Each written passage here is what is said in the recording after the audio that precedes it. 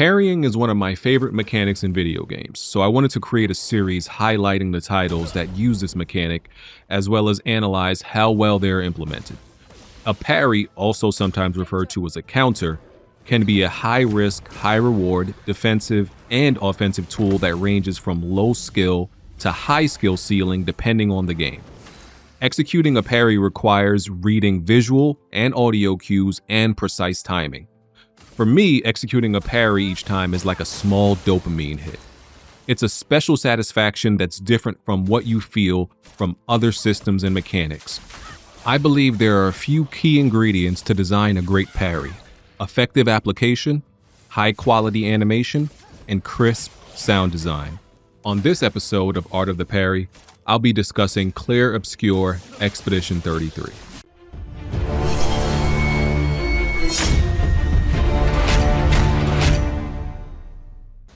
Expedition 33, or E33, is a turn-based RPG with real-time elements. For context, the E33 parry window is based on the difficulty you choose, and I played on Expert. According to a Reddit user who delved into the game's files, the parry window is about 150 milliseconds or 0.15 seconds on Expert. The most unorthodox aspect of E33 is the parry window actually opens slightly after the hit lands, at least visually. And this is different when most games require you to parry right before or just as the hit is landing.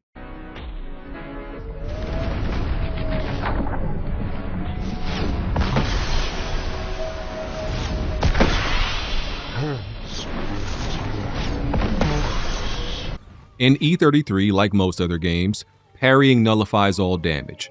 Dodging is the safer, more forgiving option to avoid taking damage, but we are parry enthusiasts, so we don't use that.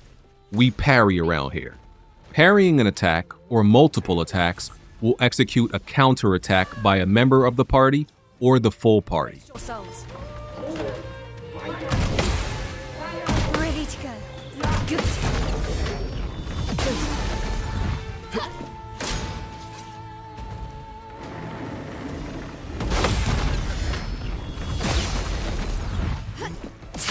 These counterattacks can often deal more damage than basic attacks or abilities.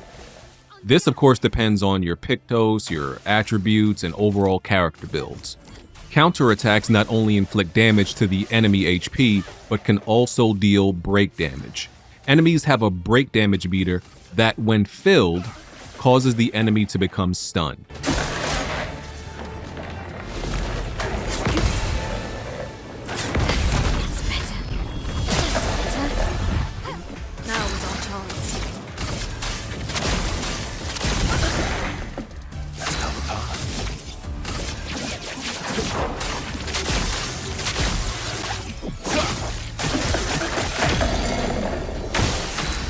There is one other type of parry in E33 called the gradient parry. This is used to counter gradient attacks, which are identifiable by the black and white watercolor aesthetic that envelops the environment when it happens.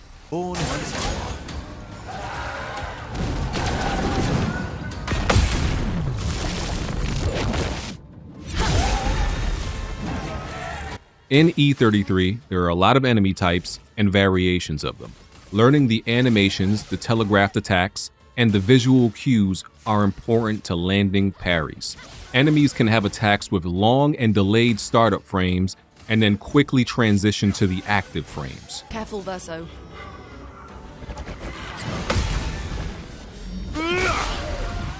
Danger!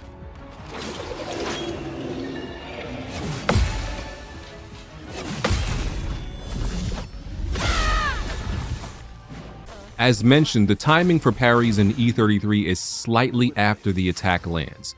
This required rewiring your mind because upon seeing an incoming attack, all of your instincts tell you to parry an attack right before it lands. Some enemies will even feign or pump fake attacks to get you to react preemptively and throw you off of your timing.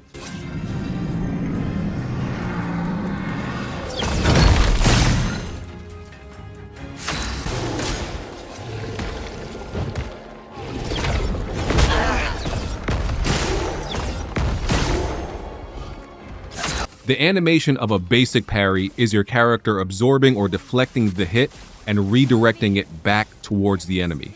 The gradient parry kind of implies that your character is taking a harder hit because you see them get pushed back from recoil and then redirect the harder blow back towards the enemy. And each character in the game does have their own slightly different animation for a basic parry and gradient parry.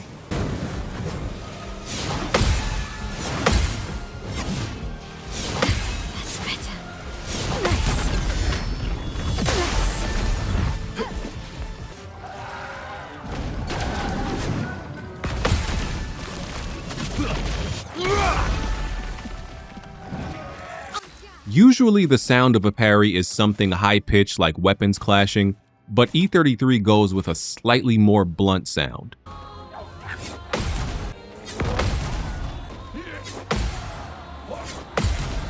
I'm not completely sure, but it sounds like they took the audio of a cymbal and lowered the pitch.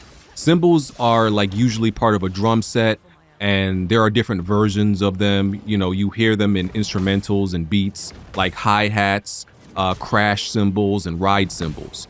They were also Mallow's weapon in Super Mario RPG, by the way.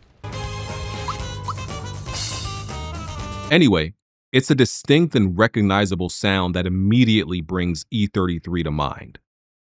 So here's my verdict.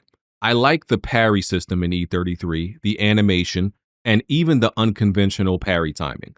The only thing I'm not in love with is the sound of the parry. It's not bad, and I appreciate that it's unique, but I don't think it's the best when I think of what a parry should sound like. And it could be that I'm a little bit more biased to the more traditional high-pitched sounding of weapons clashing for a parry sound. So if I had to give a letter grade for the parry in Clair Obscur Expedition 33, I'd give it a B+. Let me know what you think. If there's any other detail I missed out on about the parrying in E33, or if there's another game you would like me to cover in an episode of Art of the Parry, let me know in the comment section. Until then, I'm out of here and y'all keep parrying.